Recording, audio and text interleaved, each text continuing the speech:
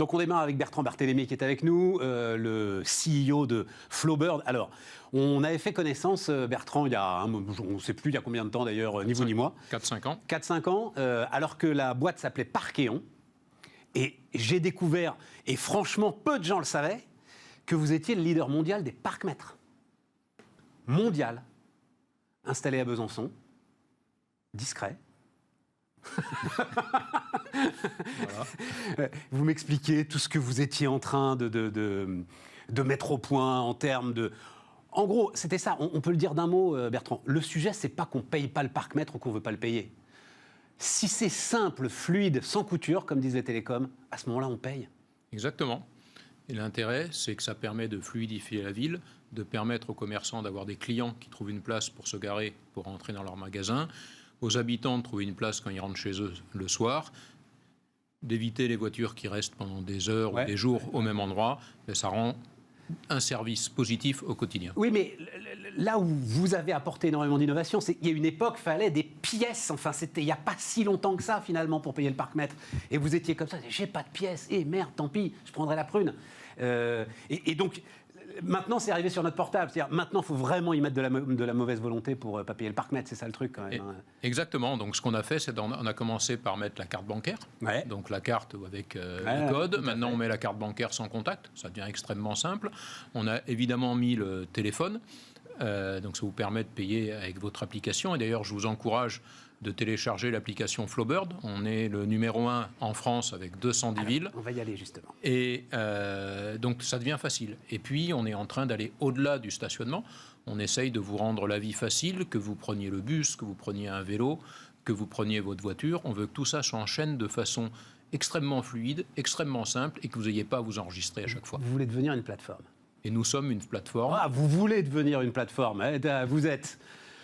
Vous voulez devenir une plateforme. Notre stratégie, c'est de le devenir. Donc, on a commencé à avoir de très belles références. Donc, par exemple, dans la principauté de Monaco, vous pouvez, avec l'application, prendre le bus, le vélo, le parking en souterrain. Il y a des gens qui prennent le bus à Monaco ? Bien sûr. Non, c'était une mauvaise plaisanterie. Et demain, on vous proposera même de rentrer au musée océanographique de Monaco avec l'application. Voilà. Alors, le sujet, c'est donc sortir du parc-mètre pour en fait être le service de mobilité de la ville. C'est ça que vous voulez faire. C'est exactement ça. Et au service de la ville. Ce que l'on veut, c'est offrir à la ville l'outil qui permet de rendre la mobilité et la mobilité plus écologique facile pour les habitants et pour les touristes. Vous savez, il y a un truc, mais ça, c'est la quadrature du cercle. C'est-à-dire, il y a quand même des institutions. Alors, on vit ici à Paris. Moi, il se trouve que je suis banlieusard, né à Paris, etc. Ça fait 30 ans qu'on attend le ticket unique. Quand je dis 30 ans, moi, j'ai grandi avec le RER. Ça fait 50 ans qu'on attend le ticket unique. Il ne vient pas. Vous êtes sur des intérêts contradictoires, des luttes de pouvoir entre la région, entre le département, entre la ville, entre les transports privés, les transports publics. Alors, je vous rassure. Où est votre baguette magique ? Je vous rassure, il n'y a pas qu'à Paris ou en Ile-de-France qu'on a ces difficultés d'intérêt ou d'aligner les différents acteurs. Mais je reprends l'exemple de Monaco. À Monaco, vous avez le prince qui a décidé d'aligner tout le monde. Ben oui, mais il y a le prince à Monaco. Et ça fonctionne. Mais vous allez à Milan, vous allez à Rome, c'est pas Monaco, et on a fait la même chose. Ah ouais. Et on arrive avec le même système à garer sa voiture, prendre un ticket de bus, rembourser, par exemple, les abonnements de transport public qui n'ont pas été utilisés pendant le Covid.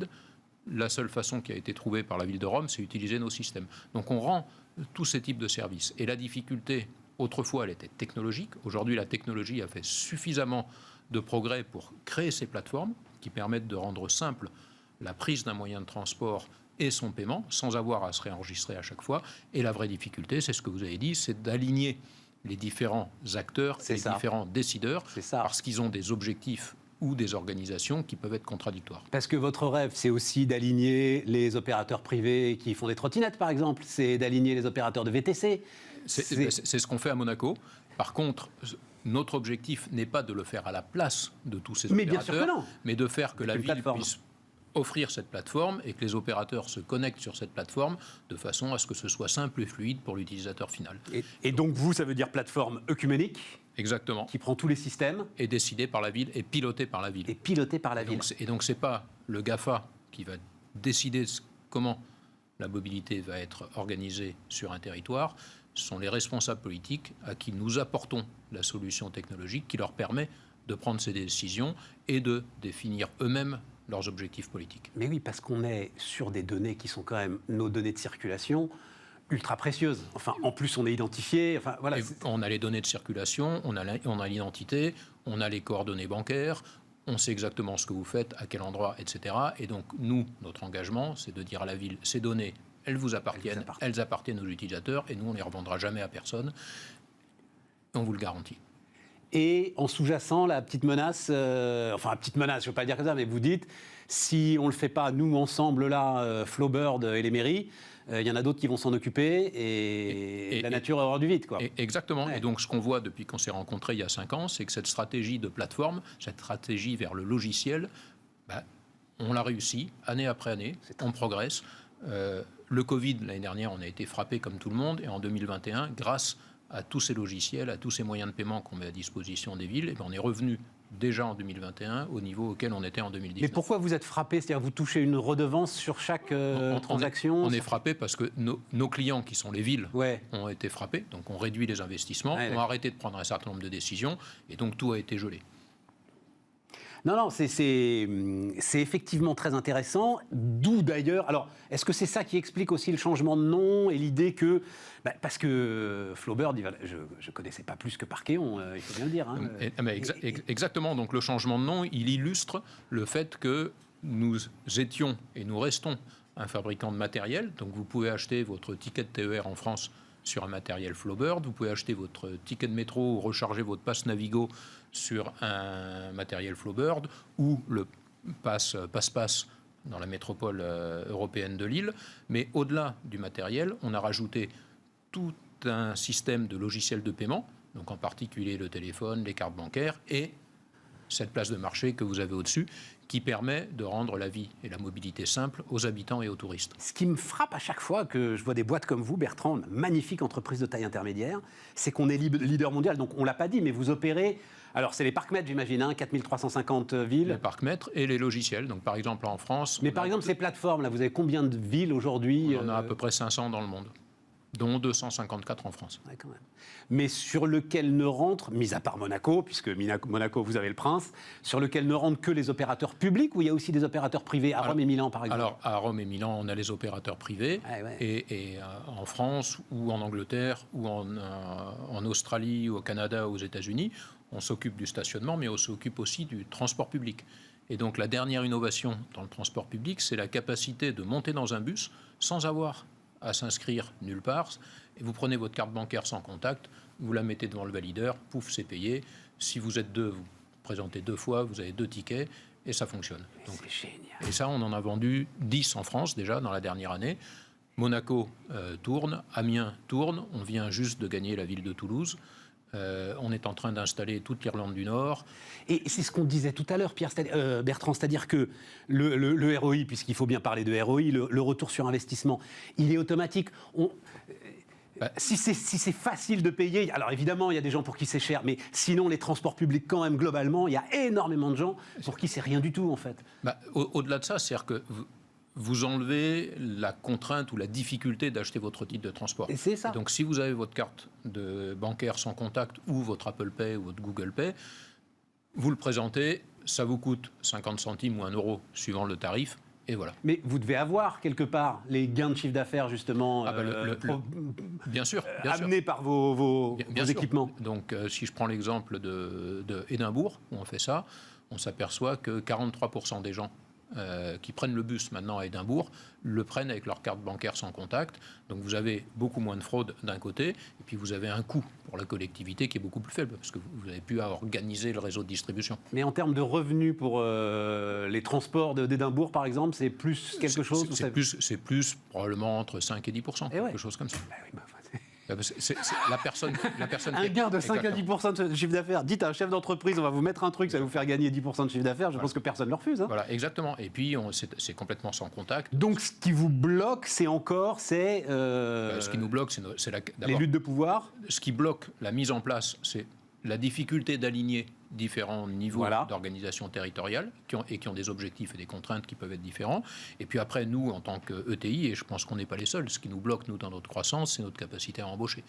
Là, on a gagné un projet récemment sur l'Île-de-France, on cherche 45 informaticiens. Il faut qu'on monte une équipe de 45 personnes très très vite. Et ça, c'est un exemple. On en a plein comme ça. À Besançon, ils vont bosser, les gars? À Besançon, ou à Paris, ou à Lyon, partout. Et vous mettez en plus, oui, vous mettez à disposition. Parce que c'est ça qui me frappe, c'est leader mondial, 4350 villes et 320 millions d'euros de chiffre d'affaires. C'est-à-dire, c'est un chiffre d'affaires, évidemment formidable pour une ETI, mais qui n'est pas à la mesure de tout ce qu'on vient de décrire en termes de puissance et de barrière à l'entrée. J'imagine que vous avez mis en place. Alors nous, on est les pieds dans la terre, hein, donc on y va pas à pas. On n'essaye pas de grossir plus vite que ce qu'on est capable de délivrer avec le niveau de qualité qui est attendu avec nos clients. Et donc, on pourrait prendre beaucoup plus de contrats, mais on prend ceux dont on est sûr qu'on saura le délivrer avec la qualité et dans les délais attendus par les clients. Ça, c'est intéressant. C'est intéressant parce que derrière les décideurs publics, c'est sur eux que ça retombe, en fait. Enfin, on l'a vu avec l'expérience du Vélib, qui est très intéressante, la façon dont on a brutalement changé d'opérateur. Visiblement, l'opérateur était justement, n'avait pas forcément les pieds sur terre. Et à ce moment-là, en fait, c'est l'ensemble de la stratégie de la ville qui est remise en cause. Ça casse tout, quoi, en fait. Et puis, les villes sont au service des habitants, au service des visiteurs. Nous, aujourd'hui, on traite plusieurs milliards de transactions par an. On ne peut pas se permettre d'avoir une heure de transport en commun bloqué dans une ville, ou les TER en France, ou le stationnement dans la ville de New York ou de Hong Kong. Il faut que ça fonctionne tout le temps. Sinon, vous créez des bouchons, vous créez des queues dans les gares, vous créez des problèmes gigantesques. Donc, il faut que ça tourne. Et donc, pour que ça tourne, il faut qu'on fasse en sorte d'assurer ce niveau de qualité. C'est vous qui gérez le stationnement à New York? Oui, on gère à New York, on gère à Hong Kong. C'est stylé, New York, quand même. C'est bien. Et j'espère que c'est pas fini. C'est une fierté, quand même, non? C'est notre plus gros client mondial. Et on espère arriver à créer cette plateforme. Vous me parlez de la plateforme à New York. On a vendu la plateforme. Et tous les opérateurs qui vont vouloir s'installer vont devoir se connecter à la plateforme Flowbird qu'on a vendue au service de la ville de New York. Hong Kong, la même chose. C'est chez nous. Ça va valoir des milliards, ça Qui va piano va sano. Voilà. Non, mais l'objectif, c'est de faire en sorte que les clients de nos clients aient un service de qualité. Nos clients étant les villes, donc il faut que les utilisateurs finaux aient un service de qualité, et les villes seront contentes et réussiront, et nous on réussira avec elles. Et si l'entreprise réussit, les actionnaires réussiront avec. Juste un mot, parce que je voyais que vous vouliez aller aussi sur la mesure de la pollution de l'air, sur la recharge électrique des véhicules. Enfin, c'est pas des éléments de dispersion, ça, justement, dans tout ce que vous venez de me décrire? Donc, la pollution de l'air, donc on a des équipements qui sont... on a quelque chose comme 400 000 équipements dans le monde. Donc, on a 400 000 endroits où on peut mesurer. Alors, la pollution, quand on dit pollution, ce qu'on recherche, nous, c'est les microparticules qui sont extrêmement dangereuses. Et en fait, on s'aperçoit que vous faites 50 mètres et vous n'avez pas le même taux de pollution. Et donc, si vous prenez une agglomération comme Paris, il y a un nombre de points de mesure qui est trop faible pour être capable d'en déduire soit des actions politiques, soit même de mesurer l'efficacité de vos décisions. Donc ça, si vous voulez être capable de travailler sur la pollution, il faut bien mesurer. Donc on peut rendre ce service. Ensuite, dans la recharge électrique, si vous regardez, je prends l'exemple de la ville de Londres, on voit que toutes les projections disent qu'il y aura probablement un peu moins de voitures, probablement moins de camions, mais beaucoup plus de camionnettes de livraison. Avec tout le e-commerce, etc. Ces camionnettes, elles vont devenir électriques. Donc Amazon, ils ont à peu près 20 000 camionnettes en Angleterre, elles vont toutes passer à l'électrique. Ces camionnettes, il faut les recharger. Il faut des endroits où vous déchargez les gros camions pour charger les petites camionnettes. Je comprends, Bertrand, Et ça, ce sont les mêmes technologies que les nôtres, d'une part. Et deuxièmement, les terrains sur lesquels vous faites ça, ce sont des terrains qui sont en général dont l'accès est géré par les villes.